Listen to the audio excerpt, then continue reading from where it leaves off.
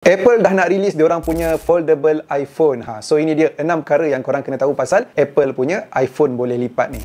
First kali, saiz skrin dia 5.5 inci untuk belah luar dan 7.7 inci untuk belah dalam. Boleh kata sekarang ni, kalaulah betul saiz dia 5.5 dengan 7.7, foldable iPhone ni akan lebih kecil daripada Oppo Find N, Samsung Galaxy Fold 6 dan juga Google Pixel 9 Pro Fold. Yang second, Apple tengah merancang nak jadikan foldable iPhone ni hybrid kepada iPhone dan juga iPad. So, best of both worlds. Siapa yang beli dapat phone dan juga tablet punya experience. Ketiga, bila akan keluar? Dengan ceritanya hujung tahun depan. Tapi kalau tak sempat, mungkin awal 2027. Tapi strongnya lebih pada hujung 2026 untuk sekalikan dengan line up iPhone 18. Tapi kalau awal 2027, kena sekalikan dengan iPhone 18e lah. Itu pun kalau dia nak buat perangai lagi pergi keluarkan 18e tu. Keempat, harga dianggarkan sekitar 2,000 ke 2,500 USD. Yang kelima, display teknologi untuk iPhone foldable ni akan menggunakan teknologi display daripada Samsung. Dan yang keenam, hinge dia akan menggunakan teknologi metal liquid. So, apa kelebihan metal liquid ni? Ketahanan jangka masa panjang bila nak buka tutup. And then screen tu akan nampak lebih flat walaupun ada lekuk dekat belah tengah.